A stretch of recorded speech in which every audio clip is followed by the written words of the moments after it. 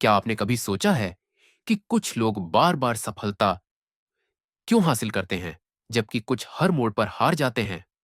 क्या जीतने की आदत हमारे दिमाग में पहले से बनी होती है या यह एक स्किल है जिसे डेवलप किया जा सकता है?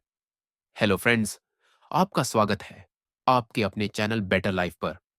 आज हम जिस किताब की समरी सुनाने जा रहे हैं उसका नाम है the winner effect, the neuroscience of success and failure, जिसे लिखा है इयन एच रॉबर्टसन ने। यह किताब सक्सेस और फेलियर के पीछे के माइंडसेट और न्यूरोसाइंस को एक्सप्लेन करती है।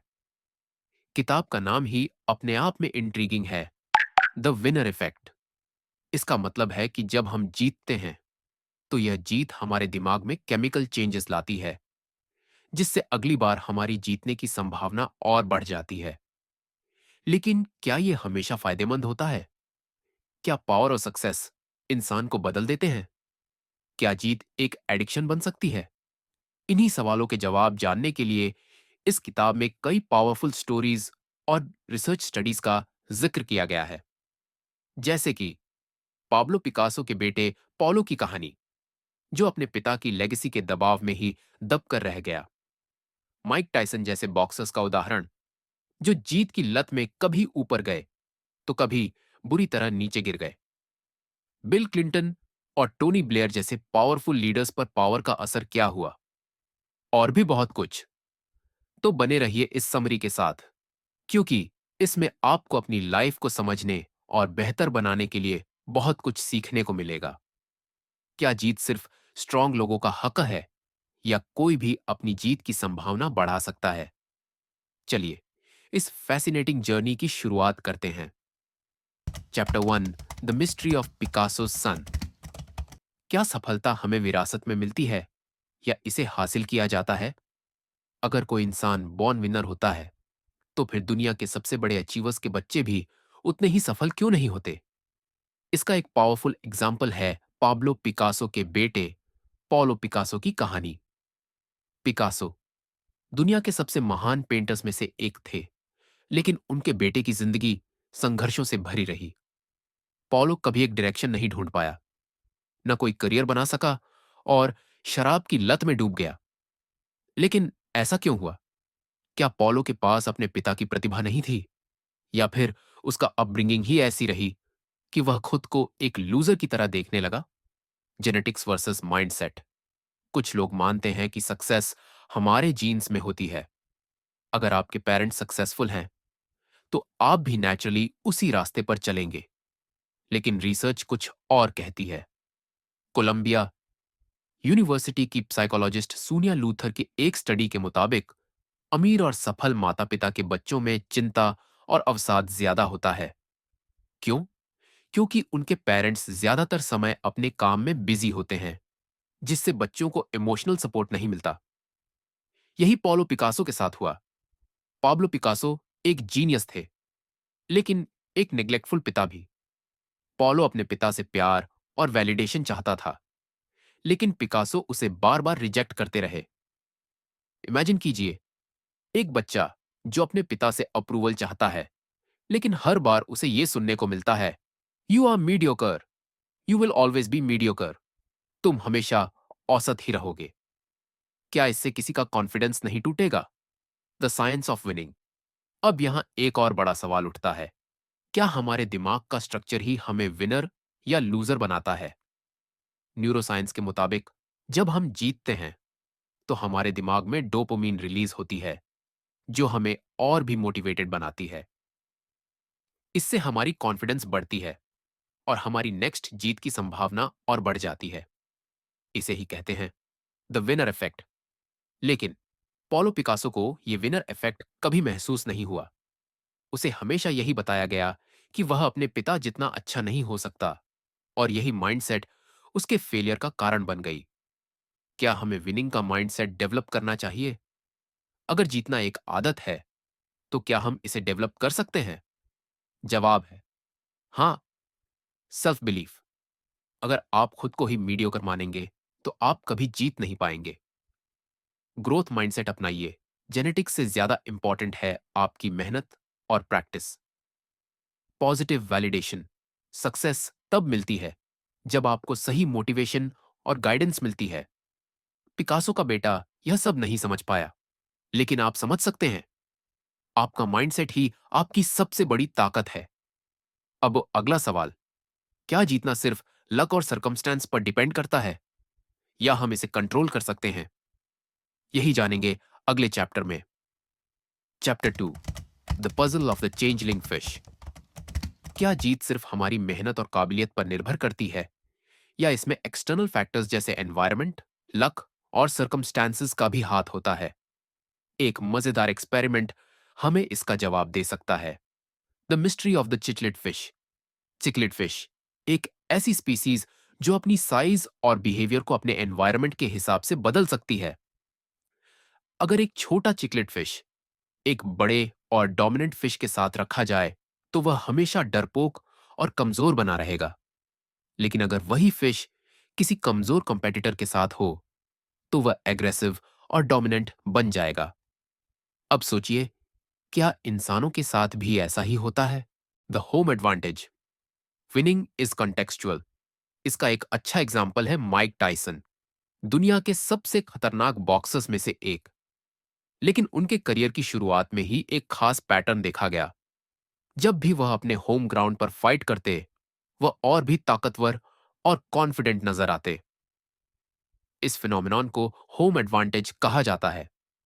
रिसर्च के अनुसार, जब हम किसी फेमिलियर और सपोर्टिव एनवायरनमेंट में होते हैं, तो हमारा दिमाग ज्यादा कॉन्फिडेंट महसूस करता है और परफॉर्मेंस बेहतर हो जाती है। लेकिन इसका उल्टा भी हो सकता है। जब हम किसी नए या हॉस्टाइल एनवायरनमेंट में होते हैं, तो हमारे दिमाग में स्ट्रेस हार्मोन्स रिलीज होते हैं, जो हमें डिफेंसिव और कमजोर बना सकते हैं। Brain and winning, the glass ceiling effect. अब यहां एक और सवाल उठता है, क्या हमारा दिमाग खुद हमें लिमिट कर सकता है? न्यूरोसाइंटिस्ट ने पाया कि जब कोई इंसान बार बार हार का अनुभव करता है, तो उसका दिमाग खुद को हारने के लिए प्रोग्राम कर लेता है। यह एक ग्लास सीलिंग की तरह काम करता है, एक इनविजिबल लिमिट जो हमें लगता है कि हम पार नहीं कर सकते। एग्जाम्पल के लिए, कई बार आपने सुना होगा कि कुछ लोग कहते हैं, हमारी फैमिली में कोई बड़ा आदमी नहीं बना, मैं भी नहीं बन सकता। हमारा बैकग्राउंड ऐसा है, इसीलिए हमें जॉब में प्रमोट नहीं किया जाएगा। लेकिन यह सिर्फ दिमाग का खेल है। अगर एक छोटी सी मछली अपने एनवायरनमेंट के हिसाब से अपनी ताकत बदल सकती है, तो इंसान क्यों नहीं? Winners are made, not born. आपका एनवायरनमेंट आपके माइंडसेट को शेप करता है। अगर आप एक पॉजिटिव और एम्बिशियस माहौल में रहेंगे, तो आप नेचुरली ज्यादा कॉन्फिडेंट और सक्सेसफुल बनेंगे। रिपीटेड फेलियर से बचें। अगर आप बार बार हार का अनुभव करेंगे, तो आपका दिमाग इसे नॉर्मल मान लेगा। इसीलिए छोटी छोटी जीत हासिल करने की आदत डालें। ग्रोथ माइंडसेट अपनाइए। अगर आप मानते हैं कि आपकी सिचुएशन बदली जा सकती है, तो आप खुद को बदल सकते हैं। Chapter 3, the enigma of bill Clinton friend. क्या पावर इंसान को बदल देती है? क्या जो लोग एक बार जीतना शुरू कर देते हैं, वे धीरे धीरे अलग तरह से सोचने और एक्ट करने लगते हैं? इस चैप्टर में पावर और उसके असर पर गहरी चर्चा की गई है। इसमें बिल क्लिंटन और टोनी ब्लेयर जैसे बड़े लीडर्स का जिक्र है, जिन्होंने पावर हासिल करने के बाद अलग तरह से व्यवहार करना शुरू कर दिया। The Russian solstice. पावर और इल्यूजन ऑफ कंट्रोल। पावर इंसान को यह विश्वास दिलाती है कि वह हर सिचुएशन को कंट्रोल कर सकता है, भले ही ऐसा ना हो। रशिया में एक इंटरेस्टिंग कल्चरल बिलीफ है, अगर आप कोई नई चीज खरीदते हैं, तो आपको उस पर बैठना चाहिए ताकि वह आपके साथ रहे और ना छूटे। इसे कहते हैं द रशियन सोल्स्टिस। यह भले ही एक ट्रेडिशन हो, लेकिन इससे एक बड़ी साइकोलॉजिकल बात पता चलती है। जब हमें किसी चीज पर पावर महसूस होती है, तो हम सोचते हैं कि वह हमेशा हमारे कंट्रोल में रहेगी। लेकिन इतिहास में कई पावरफुल लीडर्स ने यही गलती की। वे सोचने लगे कि पावर हमेशा उनके पास रहेगी, और यही ओवर कॉन्फिडेंस उनकी डाउनफॉल की वजह बनी। The gamblers fallacy. जब पावर इंसान को गलतफहमी में डाल देती है, क्या आपने कभी देखा है कि कोई आदमी बार बार गैम्बलिंग में जीतने के बाद अचानक सब कुछ हार जाता है? इसे कहते हैं द गैम्बलर्स फैलेसी, जहां इंसान यह मान लेता है कि अगर वह कई बार जीत चुका है तो अगली बार भी जीत उसकी ही होगी। लेकिन असल में हर नई गेम में विनिंग की प्रोबेबिलिटी वही रहती है। पावर भी इसी तरह काम करती है। जब किसी इंसान को बार बार सफलता मिलती है तो वह अपने डिसीजंस को इनफैलिबल, बिना गलती वाला मानने लगता है। बिल क्लिंटन और टोनी ब्लेयर जैसे लीडर्स ने भी यही अनुभव किया। जब वे पावर में आए तो उनके डिसीजन मेकिंग पैटर्न्स बदल गए। क्लिंटन का मोनिका लिविंस्की स्कैंडल और ब्लेयर का इराक वॉर डिसीजन इसी माइंडसेट का नतीजा थे। द कोजोनेस समिट, जब पावर इंसान को अजीबोगरीब फैसले लेने पर मजबूर करती है। पावरफुल लोग कभी कभी ऐसे रिस्क लेते हैं जो एक नॉर्मल इंसान कभी नहीं लेगा। एक मजेदार एग्जाम्पल है द कोजोनिस समिट, जिसमें पावरफुल पॉलिटिशियंस और बिजनेस टाइकून्स ने ऐसे अपसर्ड चैलेंजेस में हिस्सा लिया जो बिना पावर वाले लोग कभी नहीं करेंगे। उदाहरण के लिए, बिना किसी मिलिट्री बैकग्राउंड के लोग युद्ध नीति पर बड़े बड़े डिसीजंस लेने लगते हैं, सिर्फ इसलिए कि वे पावर में होते हैं। न्यूरोसाइंस के मुताबिक पावर से डोपामाइन लेवल्स बढ़ते हैं, जिससे इंसान थ्रिल सीकिंग बिहेवियर में चला जाता है। इसका मतलब पावरफुल लोग ऐसे डिसीजंस लेने लगते हैं जो उन्हें ज्यादा एड्रेनलिन रश देते हैं, भले ही वे लॉजिकली सही ना हो। Threat and appeasement, power versus fear. Powerful लोग अक्सर दूसरों के बिहेवियर को डिफरेंटली परसीव करते हैं। अगर कोई उनके सामने डिसएग्रीमेंट दिखाता है तो वे इसे एक थ्रेट की तरह देखते हैं, लेकिन जब कोई उनकी तारीफ करता है या उनकी बात मानता है तो वे उसे अपना सपोर्टर मान लेते हैं। टोनी ब्लेयर और बिल क्लिंटन जैसे लीडर्स के साथ यही हुआ। उन्होंने अपने क्रिटिक्स को ज्यादा एग्रेसिव तरीके से हैंडल किया, जबकि उन्हें सपोर्ट करने वालों को ब्लाइंड ट्रस्ट देने लगे। पावर एक डबल एज्ड स्वॉर्ड है। यह आपको ऊंचाइयों तक ले जा सकती है, लेकिन अगर इसे सही से कंट्रोल ना किया जाए तो यही आपको गिरा भी सकती है। अब अगला सवाल, हम पावर को इतनी बुरी तरह क्यों चाहते हैं? क्या जीतने की इच्छा हमारे अंदर किसी बायोलॉजिकल इंस्टिंक्ट की वजह से आती है? यही जानेंगे अगले चैप्टर में। Chapter 4, the mystery of the Oscars. हम जीतने के लिए इतने डेस्परेट क्यों होते हैं? क्या यह सिर्फ एक एम्बिशन है या इसके पीछे कोई गहरी बायोलॉजिकल वजह है? इस चैप्टर में पावर और जीत की इच्छा को समझने के लिए कुछ फैसिनेटिंग स्टडीज और हिस्टोरिकल एग्जाम्पल्स दिए गए हैं। The dead towers of Glasgow, जब फेलियर हमें तोड़ देता है।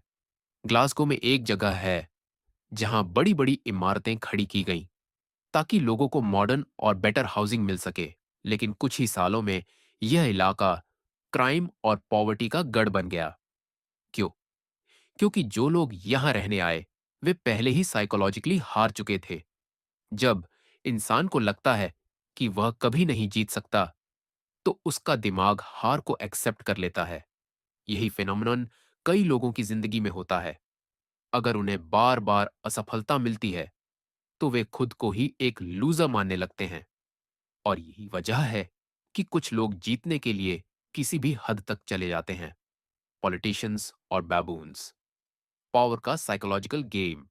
एक इंटरेस्टिंग रिसर्च में साइंटिस्ट्स ने बैबून्स के सोशल स्ट्रक्चर को स्टडी किया और पाया कि उनके बिहेवियर में और हमारे मॉडर्न पॉलिटिशियंस के बिहेवियर में स्ट्राइकिंग सिमिलैरिटीज हैं। बैबून्स के ग्रुप्स में जो सबसे डोमिनेंट मेल होता है वही सबसे ज्यादा मेटिंग अपॉर्चुनिटीज और रिसोर्सेज हासिल करता है। लेकिन एक बार अगर वह हार जाए तो उसकी पूरी सोशल स्टेटस गिर जाती है। क्या इंसानों में भी यही होता है? पॉलिटिशियंस को देखिए, अगर एक बार उनकी इमेज पावरफुल बन गई तो लोग उनकी हर बात मानने लगते हैं। लेकिन अगर एक बार उनकी पावर कमजोर पड़ने लगे तो उन्हें हर तरफ से चैलेंज मिलना शुरू हो जाता है। इसी वजह से लीडर्स अपनी पावर को बनाए रखने के लिए किसी भी हद तक जाने के लिए तैयार हो जाते हैं। किंगिस खान और टाइपिस्ट्स, क्या हमारे अंदर विनिंग का बायोलॉजिकल कोड है? किंगिस खान, दुनिया का सबसे बड़ा कॉन्करर, जिसने अपने समय में लाखों वर्ग किलोमीटर पर राज किया। लेकिन एक शॉकिंग फैक्ट यह है कि आज दुनिया में 16 मिलियन लोग उनके डीएनए को कैरी कर रहे हैं। इसका मतलब विनिंग सिर्फ एक एम्बिशन नहीं है, यह एक बायोलॉजिकल इंस्टिंक्ट भी है। अगर कोई इंसान जीतता है तो उसका जेनेटिक लेगेसी भी आगे बढ़ता है। यह एक एवोल्यूशनरी एडवांटेज है। वही लोग आगे सरवाइव करते हैं जिनके अंदर जीतने की भूख होती है। Survival, evasion, resistance, escape. जब जीतना जरूरी हो जाता है, मिलिट्री में एक स्ट्रेटेजी सिखाई जाती है, SIRI। Survival, evasion, resistance, escape. यह उन सोल्जर्स के लिए होती है जो दुश्मन की टेरिटरी में फंस जाते हैं। इसका साइकोलॉजी से क्या लेना देना? अगर आप एक ऐसी जगह हैं जहां आपको हर तरफ से रेजिस्टेंस मिल रहा है, तो आपके पास सिर्फ दो चॉइसेस होती हैं। या तो हार मान लो, या फिर हर कीमत पर जीतने की कोशिश करो। यही रीजन है कि लोग कभी कभी एक्सट्रीम स्टेप्स लेने पर मजबूर हो जाते हैं, सिर्फ अपनी जीत को बचाने के लिए। हमारे दिमाग में जीतने की इच्छा सर्वाइवल इंस्टिंक्ट से जुड़ी है, लेकिन क्या यह हमेशा फायदेमंद होती है? Chapter 5, the riddle of the flying CEOs. हम हमेशा यही सोचते हैं कि जीत और सफलता हमारी जिंदगी को बेहतर बनाती है, लेकिन क्या कभी कभी जीतने की लत हमें बर्बाद भी कर सकती है? इस चैप्टर में पावर और सक्सेस के डार्क साइड पर चर्चा की गई है। कैसे कुछ लोग जीत की चाह में इतने अंधे हो जाते हैं कि वे खुद को ही नुकसान पहुंचा लेते हैं। सेलिंग द वेदर, जब पावर रियलिटी को बदल देती है। एक बार एक कंपनी ने एक मार्केटिंग स्ट्रेटेजी निकाली, हम आपके लिए मौसम बेच सकते हैं। सुनने में अजीब लगता है, लेकिन असल में उन्होंने कस्टमर्स को यह बिलीव करवाया कि वे मौसम को कंट्रोल कर सकते हैं। यह स्ट्रेटेजी एक साइकोलॉजिकल ट्रिक थी। जब लोग खुद को किसी चीज पर कंट्रोल करने वाला महसूस करते हैं, तो वे और ज्यादा कॉन्फिडेंट हो जाते हैं, भले ही वह कंट्रोल असली ना हो। यही इफेक्ट पावरफुल सीईओज और लीडर्स पर भी लागू होता है। जब कोई इंसान बार बार जीतता है, तो उसे लगने लगता है कि वह कभी गलत हो ही नहीं सकता। और यही ओवर कॉन्फिडेंस उसकी डाउनफॉल की सबसे बड़ी वजह बनता है। The lady with restless legs. जब जीतने की लत खतरनाक बन जाती है। एक बार एक हाई प्रोफाइल एग्जीक्यूटिव को रेस्टलेस लेग सिंड्रोम नाम की बीमारी हो गई। एक न्यूरोलॉजिकल कंडीशन जिसमें इंसान को बार बार अपनी टांगें हिलाने की इच्छा होती है। डॉक्टर्स ने पाया कि यह बीमारी ज्यादातर हाईली सक्सेसफुल और एम्बिशियस लोगों में पाई जाती है। क्यों? क्योंकि जब इंसान बार बार जीत का अनुभव करता है, तो उसके दिमाग में डोपामाइन का लेवल बढ़ जाता है। लेकिन अगर वह कुछ समय तक कोई बड़ी जीत हासिल नहीं करता, तो उसे बेचैनी महसूस होने लगती है, जैसे किसी ड्रग एडिक्ट को अपनी डोज ना मिले। यही रीजन है कि बहुत से सीईओज और सक्सेसफुल लोग एक्सट्रीम रिस्क्स लेने लगते हैं, सिर्फ अपनी जीत की एक्साइटमेंट को बनाए रखने के लिए। रूबी द हार्ट स्टीलर और महाराजा ऑफ पतियाला जब पावर डिस्ट्रक्शन का कारण बनती है। इस चैप्टर में एक दिलचस्प कहानी बताई गई है महाराजा ऑफ पातियाला और एक डांसर रूबी की। पांचाला के महाराजा ने रूबी के प्यार में अपने पूरे एम्पायर को दांव पर लगा दिया। एक पावरफुल और हाईली सक्सेसफुल इंसान के लिए एक रिजेक्शन सहना असंभव था। यही पैटर्न हमने हिस्ट्री में कई बार देखा है। पावरफुल लोग जब किसी चीज को नहीं पा पाते, तो वे एक्सट्रीम डिसीजंस लेने लगते हैं। Who takes the last cookie? जीतने वाले लोग सेल्फिश क्यों बन जाते हैं? एक साइकोलॉजिकल एक्सपेरिमेंट में देखा गया कि जब तीन लोग एक प्लेट में कुकीज शेयर कर रहे थे, तो अक्सर सबसे ज्यादा पावरफुल इंसान आखिरी कुकी खुद खा जाता था। यह बिहेवियर एक छोटी सी बात लगती है, लेकिन इसका बड़ा मतलब है, जैसे जैसे इंसान की पावर बढ़ती है, वैसे वैसे उसकी सेल्फ अवेयरनेस कम होने लगती है। सीईओज, पॉलिटिशियंस और डिक्टेटर्स जब वे पावर में होते हैं, तो उन्हें लगने लगता है कि वे स्पेशल हैं और रूल्स उन पर लागू नहीं होते। यही रीजन है कि बहुत से सक्सेसफुल लोग अनएथिकल डिसीजंस लेने लगते हैं। पी और एस पावर। असली पावर क्या होती है? पावर को दो कैटेगरीज में डिवाइड किया गया है। पी पावर, पर्सनल पावर, जहां पावर का यूज पर्सनल ग्रोथ, और दूसरों की हेल्प करने के लिए किया जाता है। एस पावर, सोशल पावर, जहां पावर का यूज सिर्फ कंट्रोल और डोमिनेशन के लिए किया जाता है। प्रॉब्लम तब होती है जब लोग एस पावर के जाल में फंस जाते हैं। तब वे पावर के लिए कुछ भी करने को तैयार हो जाते हैं, भले ही वह एथिकली सही हो या नहीं। पावर और सक्सेस जरूरी है, लेकिन अगर इनका सही बैलेंस ना रखा जाए तो यही चीजें इंसान को बर्बाद भी कर सकती हैं। Chapter 6, the winning mind. क्या कोई साइंटिफिक फॉर्मूला है जो हमें विनर बना सकता है? क्या हम अपने दिमाग को सक्सेस के लिए ट्रेन कर सकते हैं? इस चैप्टर में बताया गया है कि विनर्स का माइंडसेट बाकी लोगों से अलग कैसे होता है और कैसे पावर, लीडरशिप और कंपटीशन हमारे बिहेवियर को शेप करते हैं। हैरेस विद अ गन, जब पावर फियर में बदल जाती है। एक अमीर लड़की जिसने बचपन से ही पावर देखी थी, अचानक अपने ही घर में खुद को असुरक्षित महसूस करने लगी। उसने एक गन खरीद ली क्योंकि उसे लगने लगा था कि जब आपके पास पावर होती है तो हर कोई आपको गिराने की कोशिश करता है। यह सिर्फ एक स्टोरी नहीं है, बल्कि पावर डायनामिक्स को समझने का एक तरीका है। पावरफुल लोगों को हमेशा यह डर सताता है कि कोई उनसे उनकी पावर छीन सकता है। यही रीजन है कि वे अक्सर ज्यादा अग्रेसिव, डिफेंसिव और कंट्रोलिंग बन जाते हैं। द बुली एज विनर, क्या एग्रेशन सक्सेस की है? एक कॉमन सवाल यह है, क्या हमेशा एग्रेसिव लोग ही जीतते हैं?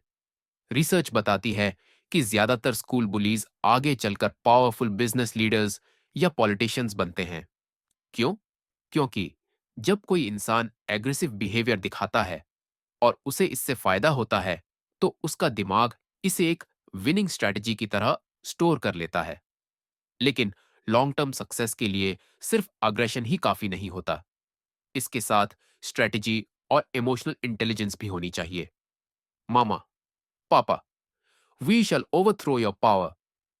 जब नई जनरेशन रूल्स बदल देती है, हिस्ट्री में कई बार ऐसा हुआ है कि एक पावरफुल लीडर के बाद आने वाली जनरेशन उसके बनाए हुए रूल्स को तोड़ देती है।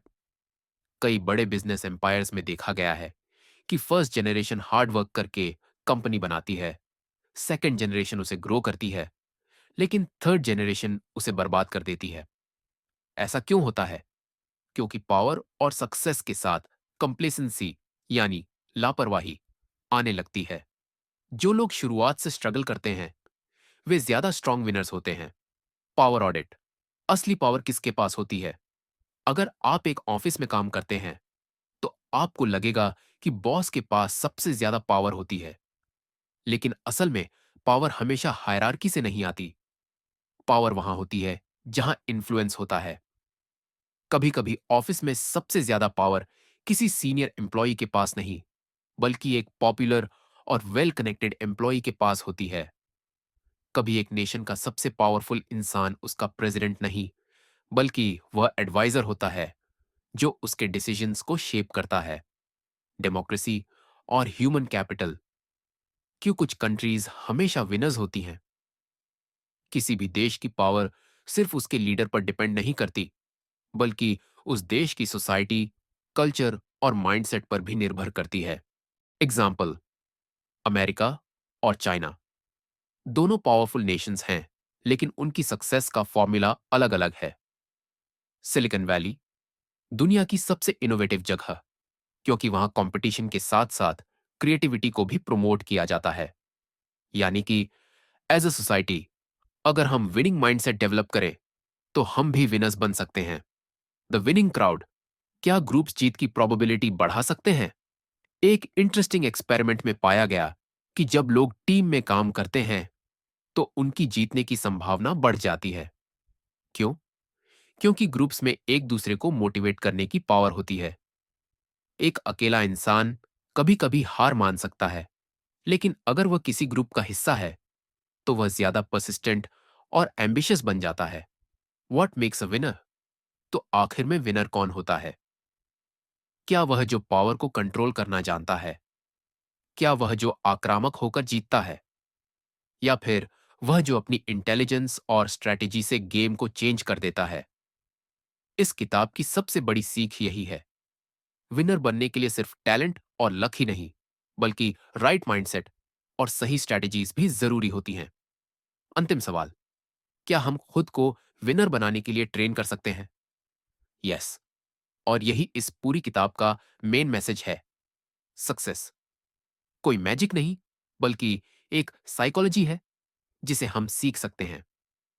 Conclusion, the winner effect.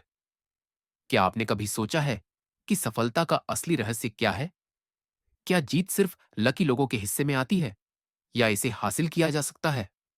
The winner effect हमें यही समझाती है, सफलता एक आदत है और इसे डेवलप किया जा सकता है।